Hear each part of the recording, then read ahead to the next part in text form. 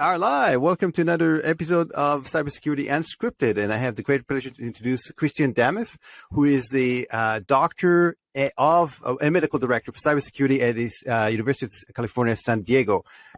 Christian, thank you very much for joining. Much appreciated. Oh, of course. Yeah, an honor. Thank you for this invitation. So, medical doctor / cybersecurity. That's probably like the your first year doctor, medical doctor, and then secondly, you're a cybersecurity practitioner. Where do I even start? walk me through like the inception of how do you got to where you are. And it's such an interesting mesh of skill set that I would love to dive in. But how did you get started? That's a great question. I get that a lot. And I agree. It's kind of a weird mismatch of skills. It really starts out when I'm kind of a cliche, I'm 12, I'm 13, neighbor down the street gets a compact Presario and introduces me to this world of computers, like never having been exposed to it before. The only thing I really knew that was anything close was like a Super Nintendo. And it quickly turned into what every other teenager does when two teenagers get together, there's hijinks, and it develops into a fascination and love of kind of the hacker community. So, sending your friends Sub 7 or BO2K over IRC or Instant Messenger. These were like the classic little pranks and adolescent hijinks. I was so amazed when my own first computer got infected, again from a friend, and the monitor would post a message saying something nefarious, like there's a ghost in your computer, or my CD-ROM drive would eject itself. That type of power, and kind of, as I mentioned, adolescent hijinks. By the way, I remember really those. Drew me on as Christian, I totally remember. I remember those. Like, they were like ejecting back and forth the CD-ROM. There was some sort of, I can't remember what it was called, but it was a virus, right? Yeah, classic like Sub 7 or BO2K. These are like the early teenage formative years where I kind of grew up on the early internet and in the hacker space. I loved it. It was never anything I thought I could have a career in. You talk to a lot of hackers nowadays from back in the day, and they said, no, it's like a hobby or part of your identity or something that you were drawn to because you were curious. And in a lot of cases, you're looking for other like-minded people. I never thought I could do cybersecurity as a career. And so I kind of drift around the latter part of my teenage years, and I go to school for philosophy. So I liked thinking deeply about things. It also gave me a great capacity to think about things like not having a job with a philosophy degree. And so about midway through my undergrad, I have the classic, how am I going to pay my bills, thinking about Socrates? And so it turns out you can't for the most part. And I was, thinking about, what kind of careers would I be interested in? And just serendipitously, I went and tried to become an ambulance driver. I thought that was such a cool job to be able to go and be a paramedic or an EMT. So I got one summer, I got my certification. No ambulances, would hire me to drive. Come on, that's not cool. I really wanted to drive an ambulance. But with my EMT certification, a hospital picked me up as a technician. And my first job in the healthcare space was in an emergency department. I'll tell you that. So those are two separate certifications, the EMT and the ambulance driver, right? Those are like two separate training type of thing, right? And it's so cool, like, because nobody grows up and say, hey, I want to be an ambulance driver. Or maybe they do. I don't know. It's like people say, I want to be a doctor. I want to be a lawyer. I want to be a pilot. I don't know, maybe like, all of the above. But for like to be an ambulance driver, I mean, it is pretty cool. And so you got picked up, and now you find yourself in the midst of, I'm assuming, some sort of chaos, because that's what EMT deals with on a regular basis. And by the way, I've talked to a deputy CISO that does EMT part-time, still does. And he says that there's a lot of like things that are kind of applicable from the stuff that you learn hands-on on dealing with crisis. 100%. I completely agree. So my first job was not driving ambulances, to my dismay. I was not old enough, and they didn't trust me with their, $100,000 ambulance to some snot-nosed teenager. Instead, it was going to the emergency department and helping out the nurses and doctors in the ER. And I'll tell you exactly what you mentioned. It's chaotic. You never know what's going to come through the front doors. It can be a sick 3-day-old child. It can be a dying heart attack from a person who's 105.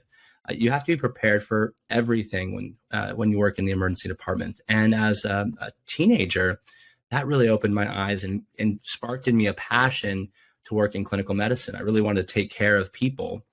I say this with a little bit of dismay, but also with a little bit of with humility. Hopefully, when you see me in the emergency department, you're probably having one of the worst days of your life. That every day I go to work, I meet people on probably the worst day of their life. And I'll say that is both a tremendous honor to take care of people in the throes of all sorts of types of medical emergencies, strokes, heart attacks, everything, but as well as a tremendous responsibility. I just want to say that I loved clinical medicine. I decided I want to go to medical school after that. So I finished up my undergrad. I studied for my MCAT, got into medical school. And it's a pretty intensive training pathway. So I really still loved hacking. I would go to DEFCON every year. I would have to beg my clinical rotations and my teachers in med school to give me Thursday and Friday off so I could go to DEFCON every year because it was my relief. Unbelievable. I have to tell you, it's unbelievable because a lot of people, and I've talked to medical students, and you have to stay up like so many hours, and it's so intense, as you mentioned, the whole training, and then you decided to. So your release would be going out to DEFCON and having hands-on like hacking. Wow, kudos to you that you've decided that this is what you wanted to do. So you did get time off to go to DEFCON. Yes, I've gone every year since DEFCON 13, for the exception of 1 year when my daughter was born, a few days before DEFCON. But for whatever serendipitous, lucky way I was able to go about it. Somehow I was able to convince all of the teachers to let me go, take a couple of days off of my time. Of course, I'd always make it up, later on in some rotation, work a weekend or whatever it would be. What was your favorite part at DEFCON specifically? What was like the most attractive piece of it? Just made you drop everything and go? I'll tell you, there's something special about a hacking conference like DEFCON. It's so different than many of the other conferences in that space, right? So I call them vendor cons. I think a lot of other people do call them something similarly. When you go to some of the larger events where there's so much money being infused from more of the corporate side of security, it changes the atmosphere. It's no longer about learning for the sake of learning or that true hacker spirit of exploring things you shouldn't and learning things that no one else expected you to. Instead, it's I need to protect this particular enterprise. I need to buy these tools, learn to deploy them, hire people. And those are all incredibly important things and a large part of what I do today. But at its core, it's pretty antithetical to the hacker ethos, which is that hackers, they don't need bureaucracy. They don't need permission.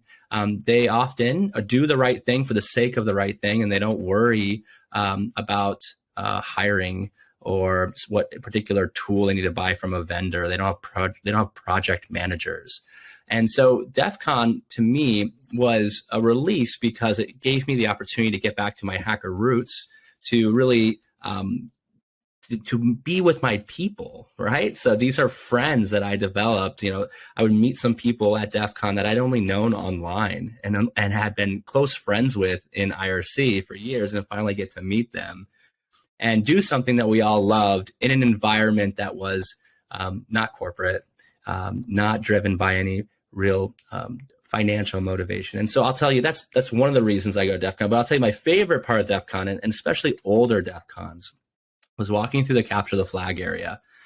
I grew up as a hacker. I always, I like to say that since I've had to split my expertise in medicine and hacking or computer security, you can never be the best at both, right?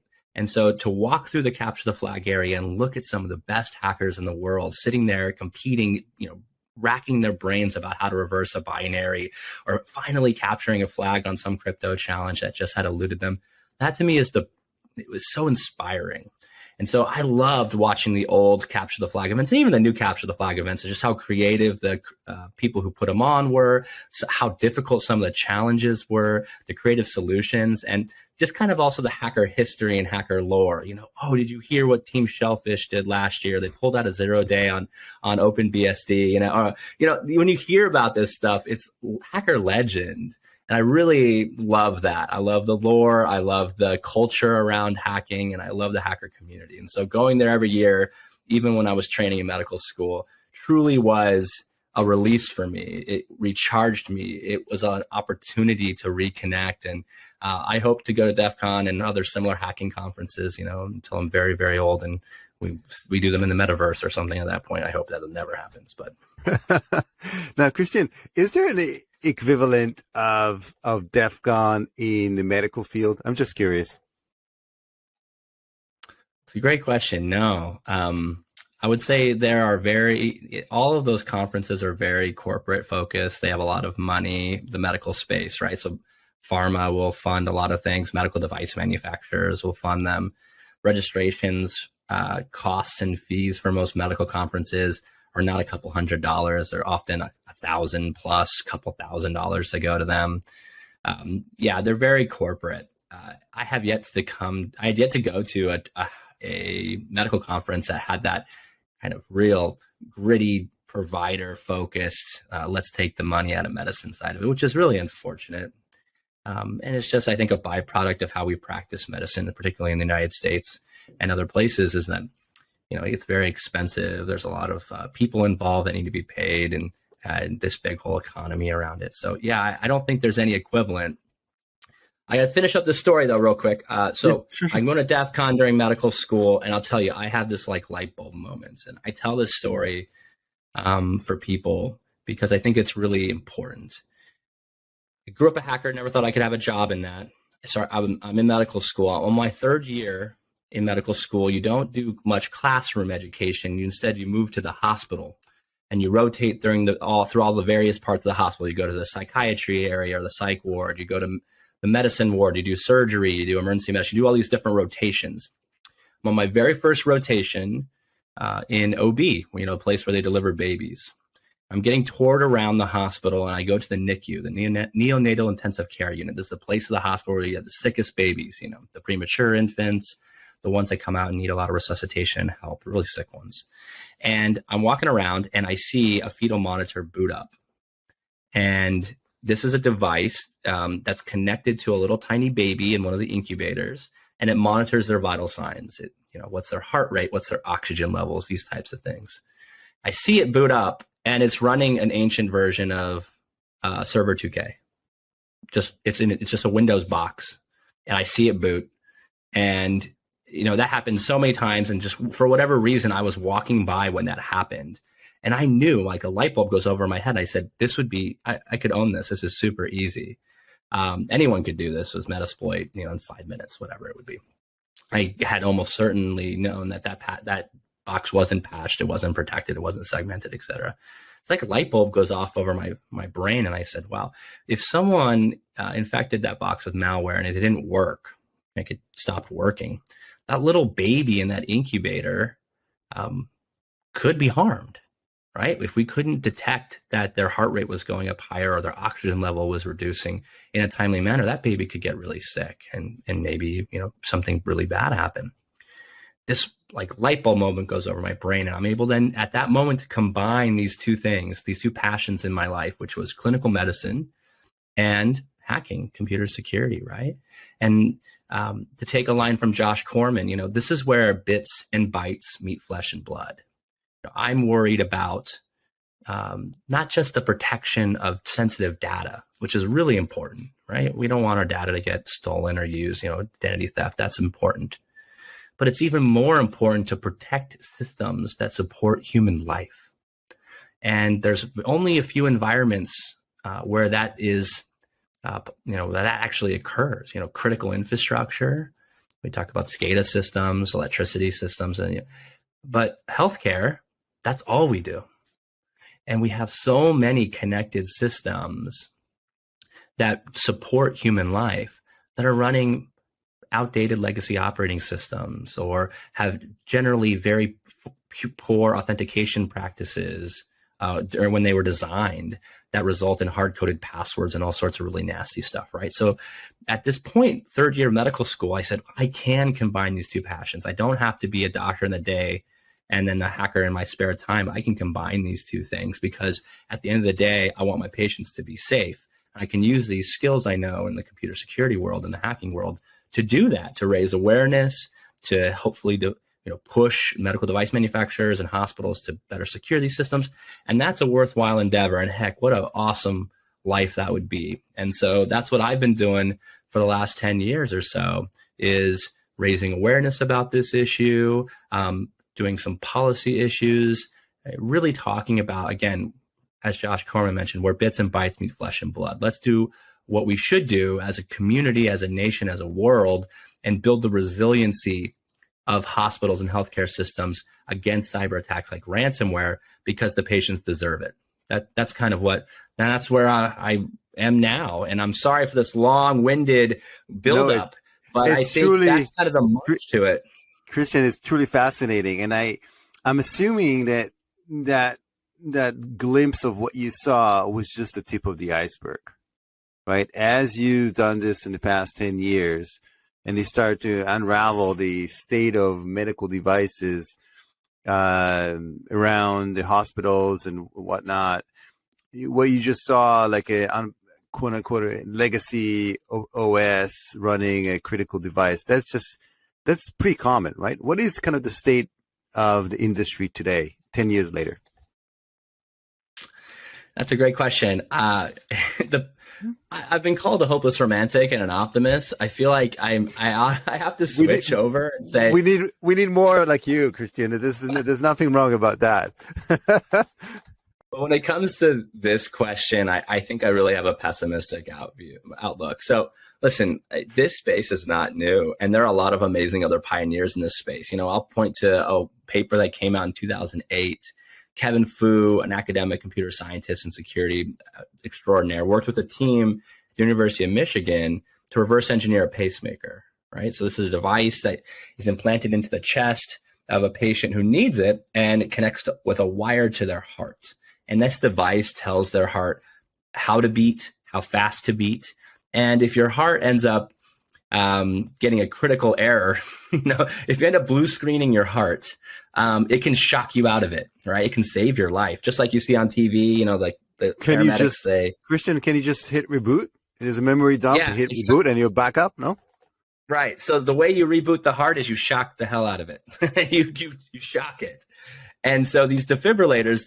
These pacemakers can have defibrillators built into them, and they can reset your heart if it tries to kill you. And so Kevin Fu's group reverse engineered this pacemaker and found some, very concerning vulnerabilities in this medical device. This kicks off a whole decade of medical device research. So we had, Kevin Fu did pacemakers. We had Barnaby Jack, who also did pacemakers. He did a classic on-stage presentation where he hacked a pacemaker and said he could kill someone remotely with an antenna, which I think that research is probably pretty accurate. We had insulin pumps. These are little devices that give insulin to diabetics. They look like pagers. They have little tubes that connect to a patient's body, and they deliver insulin. Well, you could hack these things. This is Jay Radcliffe's work and Billy Rios's work about and Barnaby Jack's work on this. We have so much, research on vulnerable devices that we've seen for a long time. The early days around this was all about coordinated vulnerability disclosure, right? So these security researchers would find flaws in medical devices. They'd bring them to the manufacturers. And in the old days, the device manufacturers would just threaten to sue them. They said, hey, we're going to sue you for this. You better get ready to spend the rest of your life in jail. You shouldn't be hacking medical devices. So there wasn't a bug bounty program for medical devices back then. That's what you're saying. There wasn't. Mm-hmm. No, they don't. In fact, there isn't much now. I mean, the space is so immature that even something like a bug bounty program would be a really hard thing to do even today. It's also hard, right? Like, so if you have a bug bounty program for like a web app or a website, right? It's publicly facing. Anyone with a web browser can go poke at it and find a vulnerability, right? A medical device is hard to get. You have to buy them. You have to find them so that you can hack on them. So there's a lot of ways, there's a lot of things that like traditional ways we engage in the security research community, like bug bounties, they don't work with medical devices because they're so rare and niche and you can't get them. So let me ask you this. They're rare and niche, right? So isn't that security by obscurity? The fact that you can't get hold of one and then it's safe by default because you don't have access to one. You don't know what the vulnerabilities are. And so it's quote unquote secure. That's what a lot of device manufacturers thought until there's this whole, until these researchers would buy these devices on eBay. Or in the case of Jay Radcliffe, he himself is a type 1 diabetic. He hacked his own insulin pump, that's connected to his body. So as much as I think device manufacturers would love to rely on that principle of security by obscurity, it's just not the case anymore. And especially as a lot of these devices are becoming more and more connected, more and more integrated into cloud, as well as mobile. So the future of medical devices that people, wear in their bodies and carry on their person are going to be more and more integrated with smartphones. And so the attack surface and the exposure of that is really now extending beyond just the physical device into a whole ecosystem of middleware and mobile applications. And so I guess at the end of the day is like that strategy did not work. And medical device manufacturers had a real reckoning of having to deal with, hey, we can't ignore this problem anymore. You get this 1-2 punch. You have security researchers coming out with research and then the FDA coming out and saying, hey, we approve these devices. We aren't going to stop. We're going to start caring about cybersecurity, right? So as an FDA, as a regulatory authority, we don't think vulnerable medical devices should be on the market. Hey, device manufacturer, what are you doing about this? How are you fixing this? How are you patching these devices? What are you doing with the next generation of devices you're developing? You're going to make the same mistakes you made last generation. And so this 1-2 punch of like security researchers coming out and their threats of suing them not working, and then the FDA saying, we care about this and you should too, or we're not going to approve your devices and you're going to lose millions and millions of dollars, has now been like building the future of medical devices to be a much better space than it was 10 years ago. So I'm optimistic, but here's the thing. A phone gets an update every year or so. You get a mobile phone, you get new hardware, new software, whatever it's going to be, right? With a medical device, it can take 5-10 years from when they first design a medical device to when it hits the market. So they might develop a medical device on an embedded operating system that's currently supported, but won't be by the time it hits the market. It'll actually not be supported anymore. And so that long delay in from conception to when it hits the market makes it really hard to change the posture of medical device cybersecurity quickly. It's a slow roll. So sorry about the long answer, but that no, it's perfect. It's a perfect answer.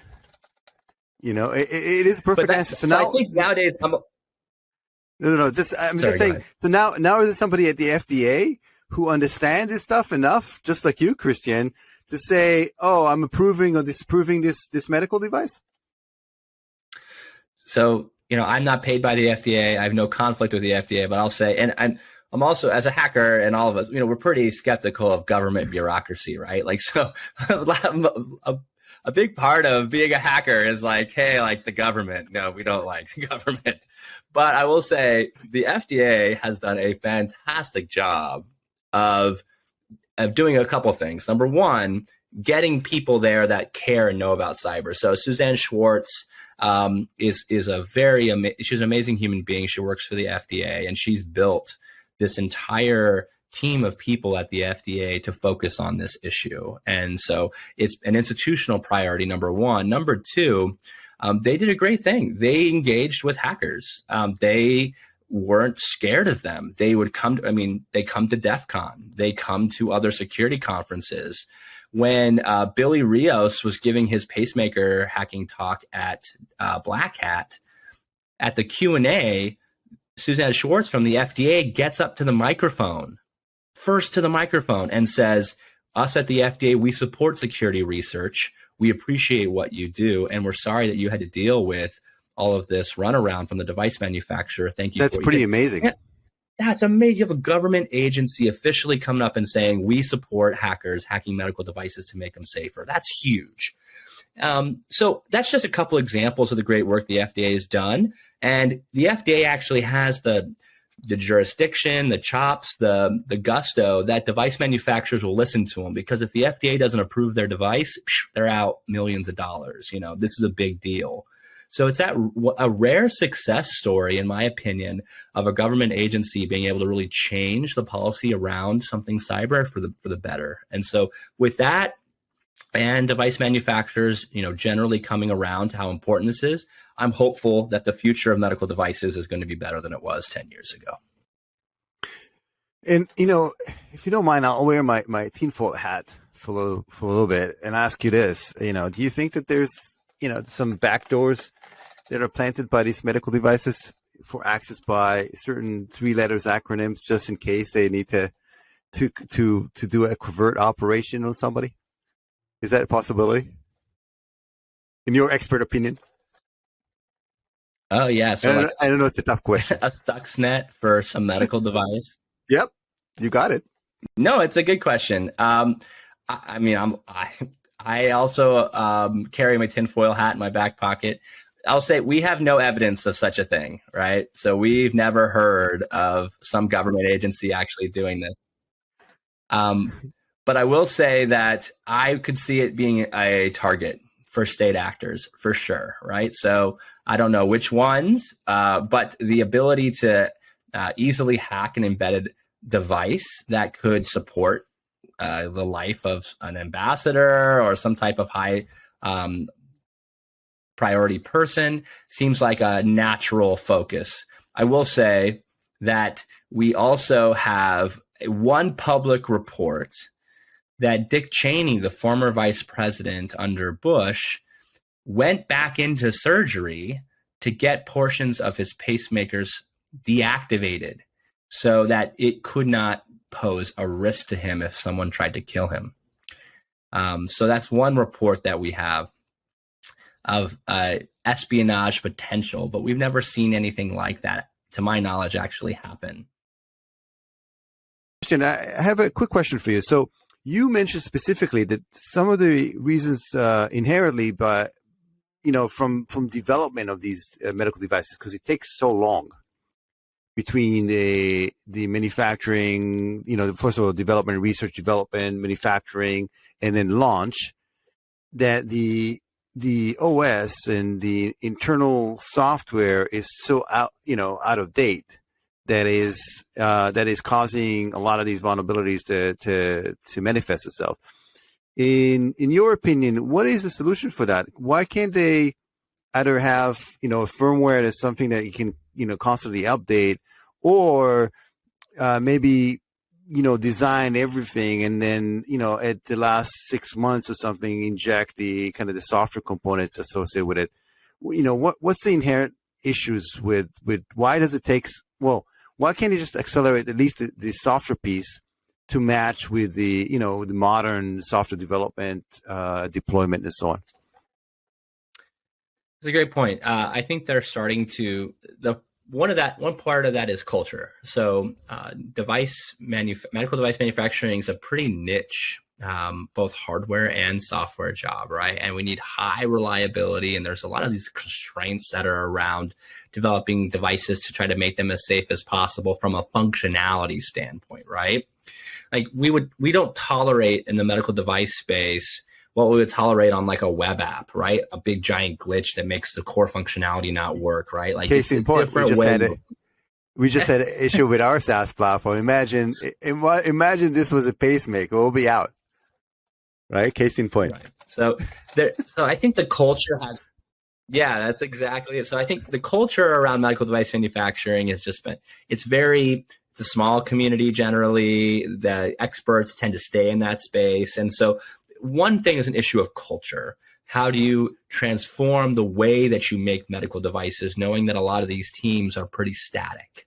And it's really hard and expensive to just completely change your culture overnight and adopt some of these better practices when it comes to developing secure, safe software. But I will say they recognize that they have to do that. And so there has been some change in that space. So one issue is culture. Number two is who is actually going to patch the device is a really interesting question, right? So when a company makes a piece of software, they're directly interacting with their customer, right? So you buy a piece of software or some web platform, you work with them. You are getting kind of. Is your browser okay? Yeah, I mean, freezing. Okay, you're back now. Just remember it's recorded locally. So whatever, if we have some issues, it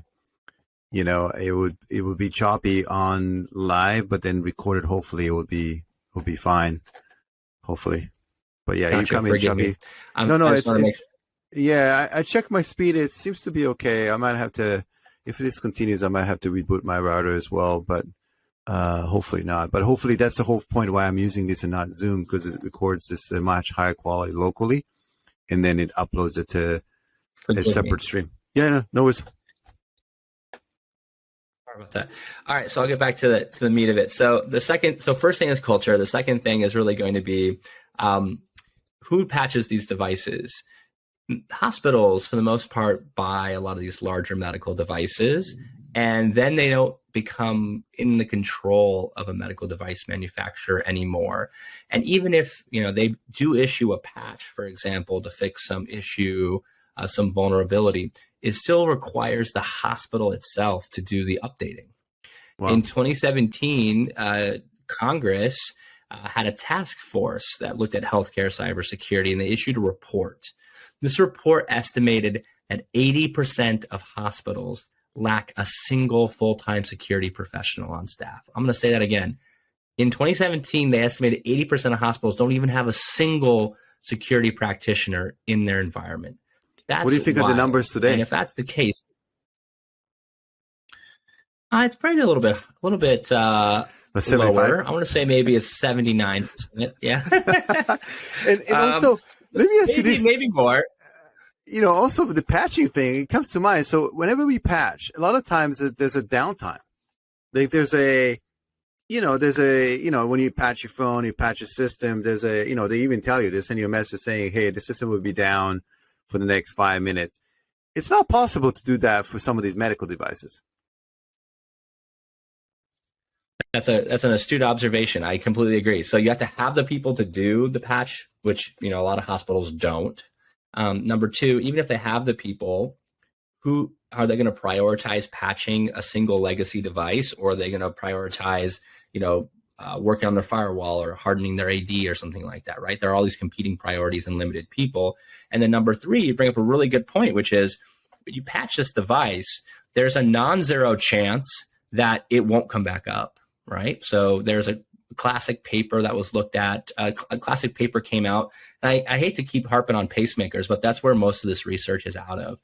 There was a paper that came out that said, like 1 in every certain 1,000 updates to a pacemaker, you try to update the firmware on these pacemakers, I forget the number, but it's like thousands of updates, it fails. And the device goes into some default mode that can hurt the patient. Wow. And so there's a non-zero chance that. Those are not good statistics at all. So that's a really scary thing. It's not like 1 in a million. This is like 1 in a couple of thousands, which basically means you're not going to wake up. Well, there's a couple of things here. I don't know the exact number. It's definitely in the thousands. And number two, the pacemaker still works, but it goes into like a default mode. So imagine it, your pacemaker is customized like a glove to work for you and your medical condition. When it goes to its default mode, it's just supposed to make sure your heart keeps beating, essentially. So you may get short of breath, you may have some other issues. I guess at the end of the day, patching medical devices is a tricky subject. Many people fall on the side that we shouldn't patch these at all. If the risk to humans is too high, show me what the actual cyber risk is, right? So can you show me someone that's hacking these devices? Can you show me someone exploiting these vulnerabilities? And often we say no, like we can't show you anything in the wild. These are theoretical risks that researchers found. So a lot of people say until there's demonstrable patient risk, so you can show me someone who's actually being harmed by a hacker hacking a medical device, why would you risk patching it? Now, that's one extreme. The other extreme is kind of more where I fall, which is, you know, the software, these devices are more and more dependent on software. If we don't establish best practices and practice patching them, there will be a remotely exploitable vulnerability on a device, and that is going to hurt somebody. And we don't want to be trying to figure out how to patch systems we've never tried to patch before when that happens. And so I'm much more in the camp of let's practice responsible, safe patching. Let's have some contingencies that if things should fail, you know, they fail gracefully instead of catastrophically. But you're really touching on a lot of the really classic problems of patching that are unique to medical space, where it can hurt people. There's not a lot of people to do it. And the other thing I would say is, you know, we don't have the fancy over-the-air updates. We don't have the central patching management from the device manufacturers. You know, these are going to be like little one-off ad hoc patching programs. And even knowing which the medical devices are running what software and to what degree they need to be patched and what patches are available is a pretty hard thing to do. So no patch Tuesday anytime soon for pacemakers. Oh, I don't think so. I don't think we'll have a no patch. I will have a patch. I will say this though. I love a future where you can do over-the-air updates for some medical devices, right? Like if we take some of that, takes away some of that complexity and reliance on the healthcare delivery organizations. The hospitals are just trying to help people, right? You want to turn them into a whole security shop too? Like, do we need just as many security practitioners in a single hospital as we do, you know, doctors, just to make sure everything works? That's just not. It's not responsible, or it's not a good use of resources. We need to be basically building better, more resilient systems out of the box, so that we don't have to rely on some rural critical access hospital that knows nothing about cyber to do the right thing. It's an impossible proposition. It costs too much money, and that's a losing battle that we'll face from the healthcare space as we move forward. Now, tell me this. A lot of companies these days and product manufacturers, sometimes they advertise their cybersecurity practice and, you know, the overall security of their products, whether it's services or products and so on, as a selling point. Is this something that you see ever going to, you know, so as a patient, you'll have two choices of pacemakers, coming back to that. And one advertised that they've done the, you know, the right software development with SDLC, with the cybersecurity controls in place, and the other one does not. And so they have not, you know, conducted like some pen testing on there. And then, you know, the patient will say, well, you know, I don't mind paying a little extra, you know, to make sure that I'm secure, and then potentially that somebody's not going to, interfere with my pacemaker. Do you think that's ever going to happen? That's a great question. I've been quoted as saying there should be no competitive advantage in healthcare cybersecurity. Like, I don't want billboards on the side of the freeway that say, come to our hospital. We didn't get hacked last year. Like, don't go to that hospital. Listen, I think that maybe that's what we need, though. Maybe that's well, you know, the driving force, you know, because like at the end of the day, it's all about money, right? Money and revenue, and even let's face it, even in the medical field, right? Especially here in the U.S. So maybe that's what we need. Maybe they have to have the bulletin boards. I would agree if you could actually choose these things. You don't choose your hospital system often. Your insurance does, right? So who you work for determines what insurance you get, and therefore what hospitals you'll go to, right? So if you have Kaiser Insurance, you don't have a choice. You can't go to another hospital system that might be more secure unless you want to pay out of pocket. And that's just out of reach for so many people. When you go to a hospital and you need a pacemaker, you don't often get a choice what model pacemaker gets put in your body. It's whatever the cardiologist is used to, whatever your insurance will pay for and whatever they have on hand at the hospital. I agree with you that we can't, I'm not a communist or a socialist. Like, I believe in market forces that drive good decisions. But the problem is that in healthcare, consumers don't have choice. You get what your insurance pays for, and they don't care if it's cyber secure or not. Your insurance cares how much it's going to cost them to buy.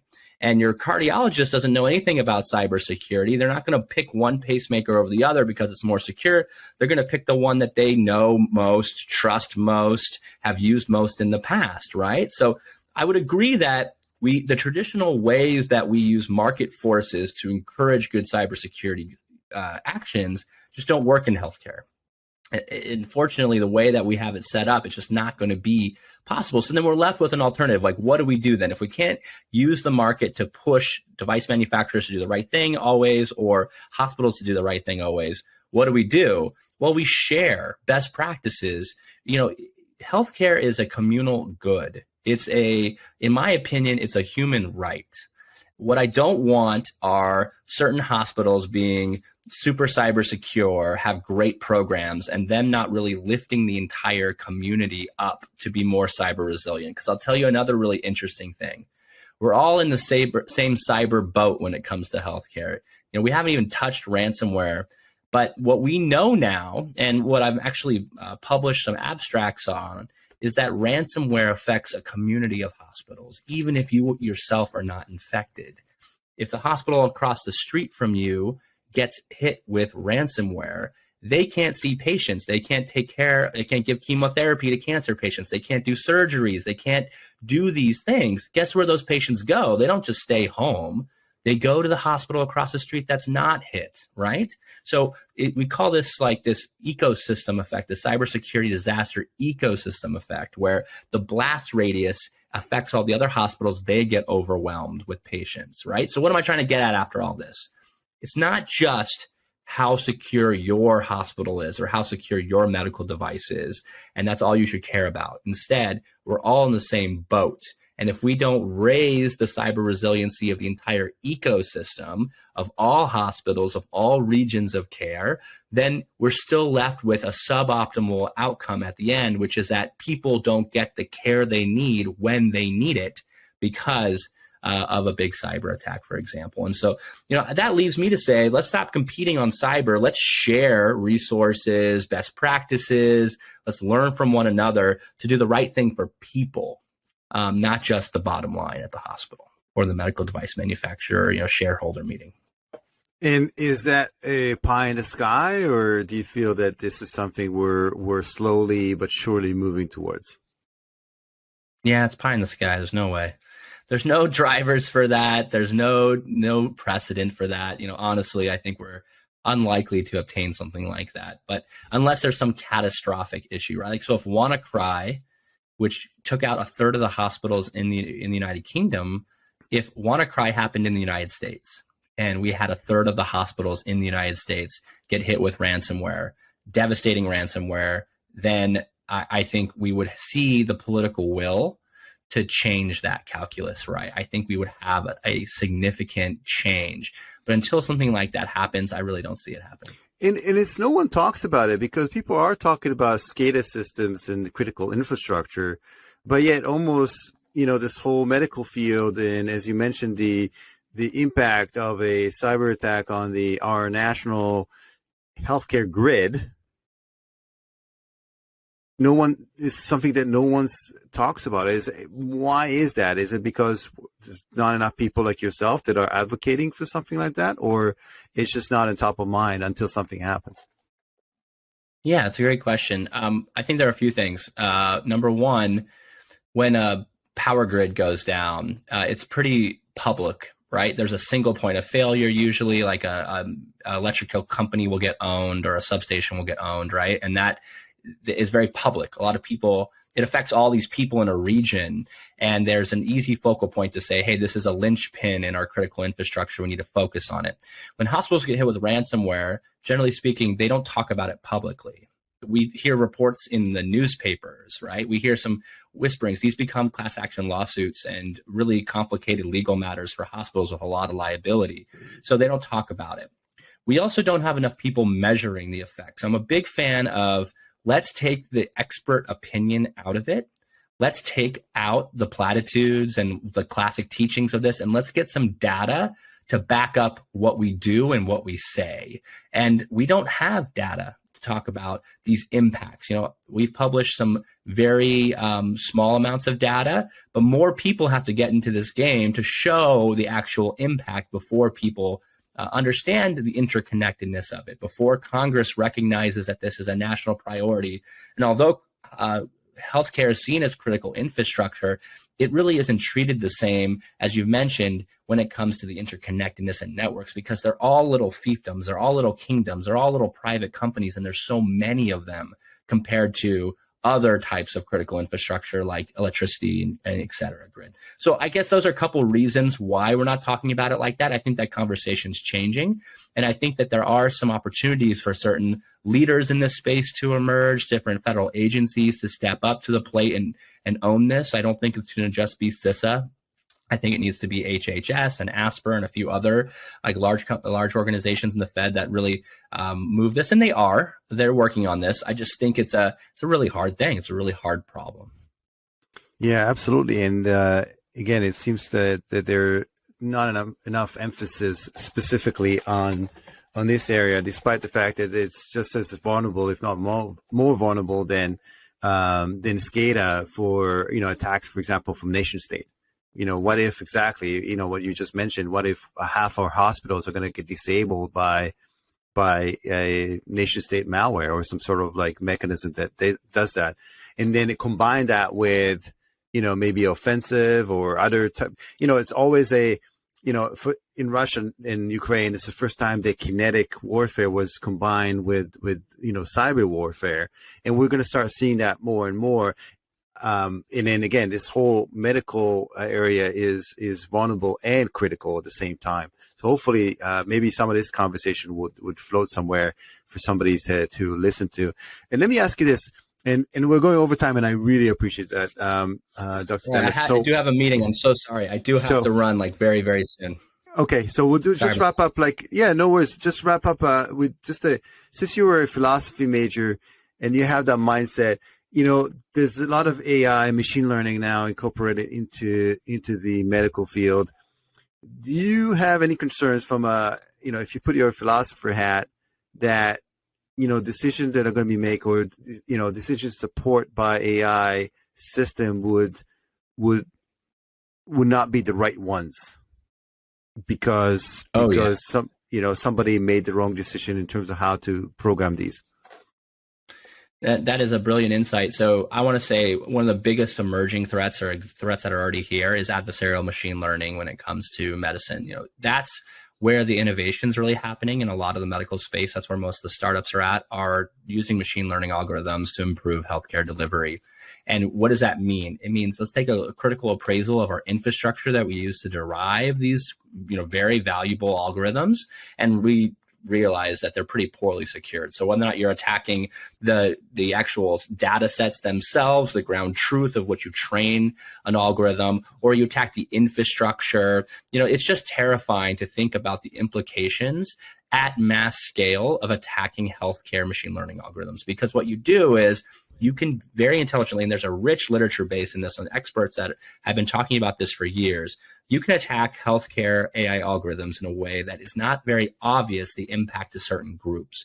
You can poison them in a way that they only harm certain types of people that have certain type of phenotypes or certain types of genetics, whatever it may be. In the future, where doctors, hospital systems are even more reliant on them to make decisions, just opens us up to catastrophic failure and or systemic issues of injuring particular specific populations of people. I think you're right on the money here. We're more and more dependent on these things for decision support. That's not going away. The infrastructure's horribly secured, and as a consequence, intelligent adversaries that wish to really take advantage of this are mopping up right now. Now, do we have evidence of that in clinical practice? We don't. We have lots of great literature to show that that is possible and not in some ways trivial, and that's a terrifying prospect for me. We really need to rethink how we approach this, because if we don't get our hands on it now, we're just going to be catching playing catch up, just like we did medical devices for the next 10 years. And that's something that I don't think we should accept as a